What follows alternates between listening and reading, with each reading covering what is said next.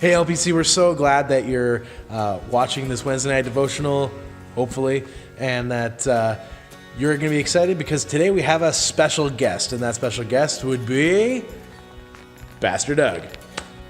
Hey guys, I'm excited to be here. I am looking forward to doing my first of these videos. It's a devotional, and for that word I was going to do a little bit of a different take. Normally we do something following through with the message, and because last message was about the character of a godly person, I wanted to touch base on a different verse, a different perspective, but still something that ties into how we can be godly and reflect that godly character.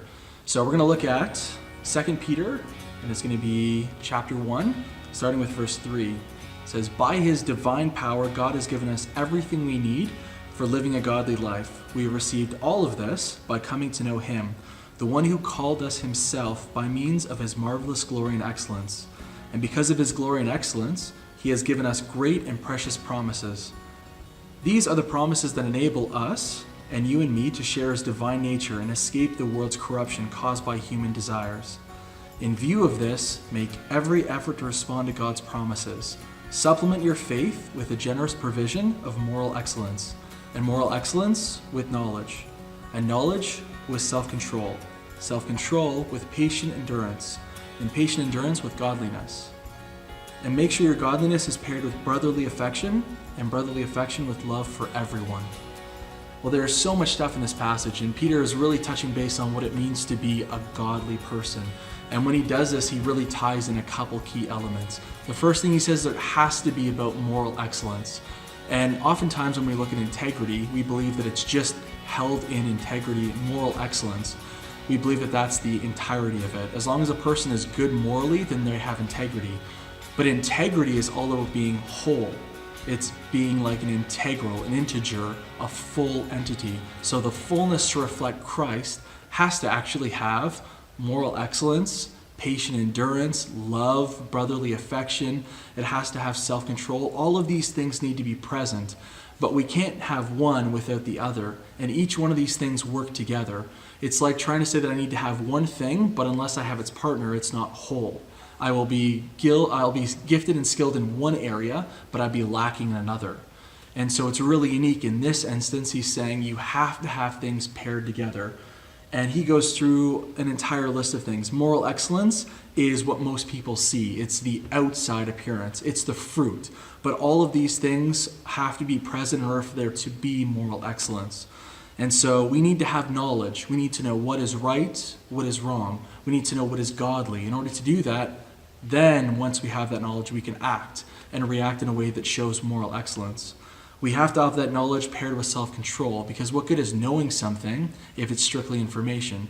If I've read my Bible every day, if I've understood what this is about, then I have information, but I have not yet experienced transformation. And so that's where self-control comes into play. I now begin to act and react in a way that's godly. And that, again, is shown through the fruit of moral excellence. Then it comes down to the fact that there's patient endurance. We can't get all of this and figure all of this out right off the bat. It's something that will take time and effort, and we are far from perfect. Perfection is only something that will come when God has actually come back and when we're in heaven and redeemed fully. And so this is a process, so have patience with it. The more we learn, the more we will make mistakes, but it's about growing and having some form of progression as opposed to falling into the same mistake over and over again. And that's where habitual sin becomes such a weight to us, because it takes away our progress. And it takes away our ability to show that we've grown and we're now more like Christ. It also ties into the fact that he says, with your patient endurance comes this level of godliness. And at that point, we start to reflect him in everything we say and we do. And then the last thing is godliness is shown by brotherly affection and love. It is truly the foundation of our faith. It's all about having agape, godly love, a love that is sacrificial, a love that is geared towards other people as opposed to what I gain for myself. And then we have the ultimate example of that through Christ. And so this is how we understand what it means to have agape and godly love. And all of that is the main fruit that should be evident. And the Bible is packed full of different places where this shows up. I mean, the most famous one, of course, is in Corinthians 13, where they're talking all about, we can have all these different things, but if we lack love, then we are nothing.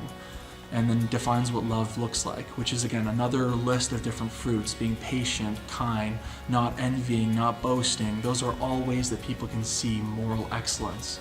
And so this is what it means to have godly character. And that's where people will realize that there's something unique and different about us, and something that they too want. This is a little bit of thoughts for me. I am so excited to be a part of doing this, and I look forward to being able to do a lot more of this in the future. Thank you guys for your time, and have an incredible day.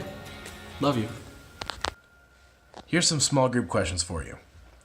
On a scale of 1 to 10, how morally excellent do you think you are based on what we've learned from 2 Peter chapter 1, verses 5 through 7? Those qualities being goodness, knowledge, self-control, perseverance, godliness, mutual affection, and love. Ask someone you know to rate you as well. Second question, what's an area you can grow and improve in? What does the person you're with think you should grow in as well? The last one is more of an opportunity. Find ways this week to challenge yourself in the area that you've chosen.